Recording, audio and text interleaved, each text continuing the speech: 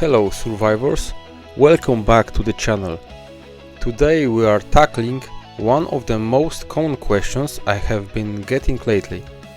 Should I invest my behemoth stuff into Eagle or into Yeti? Both behemoths bring serious power to your formations, but they are very different in how they impact your fights. Eagle is of course older, classic behemoth, while Yeti is the new kid on the block. So let's break down their skills, compare their value and figure out which one deserves your investment first. Eagle has a strong mix of offensive and defensive potential. Laser Storm. Every 8 turns, Eagle fires a devastating laser cannon that deals huge damage to all enemies, with bonus damage to the front row and back row. And there's the kicker. It has a 20% chance to fire twice. That's huge burst potential in both PvP and PvE. The second and third skill, Power Core 1 and 2, each of these skills boost Eagle's own damage by several percent, but here's why Eagle shines. 30% of that bonus spills over to your infantry, riders and hunters. That means Eagle directly amplifies your squad's overall DPS across the board.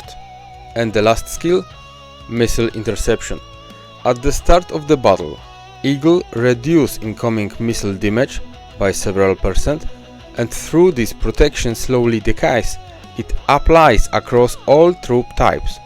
That's early battle survivability your team really needs in big fights. So Eagle isn't just a heavy hitter, he's also a support behemoth, boosting your core troops and giving them some early defense. Yeti, being newer, is built more around steady buffs and survivability. Frost Rend. Every 8 turns, Yeti slashes all enemies for huge damage. It's 40% at the first level. Compared to Eagle's 90%, this is noticeably weaker. Also second and third skills, Cryo Loadout 1 and 2, together these add plus 8% of damage to Yeti himself. Decent but not game changing compared to Eagle's scaling. The next skills is Howl of Winter. At the start of the fight, all enemies take plus 3 more damage at level 1. This benefits your entire team because it increases the damage they deal, but it's a flat 3%, so not scaling with cores. The last skill, a Frozen Fortress. At the battle start, Yeti reduce all damage taken by your squad by 3%, a small but consistent survivability boost. So Yeti is more team-wide buffs and tankiness, but his offensive power is much lower compared to Eagle. So comparing side by side, Eagle versus Yeti. Raw damage output, Eagle wins hands down. His Laser Storms is over twice as strong as Yeti's Frost Rend, and it can be even fired twice. About trop buffs, Eagle's power cores scale to your infantry, riders and hunters, giving them meaningful combat boosts.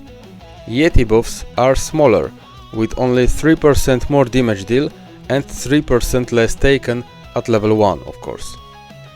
About defensive utility, Eagle intercepts missiles and gives early game defense. Yeti gives consistent but lower protection. About scaling potential, Eagle skills scale with cores, meaning the more you invest, the bigger his impact.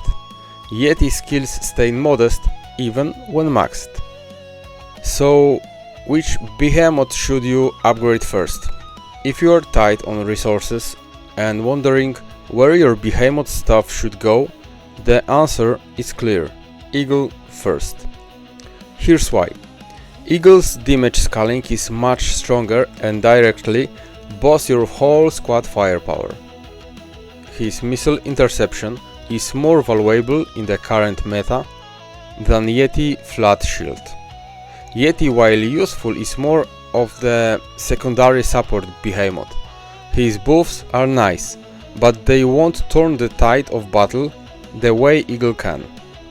So the best strategy is max out Eagle first. Once he's strong, then start boiling Yeti for added survivability layer. Think of Eagle as your offensive powerhouse and team booster, while Yeti is your secondary defensive support. Long term, you want them both, but if you have a choose right now, invest in Eagle first. That's it for today's guide, survivors.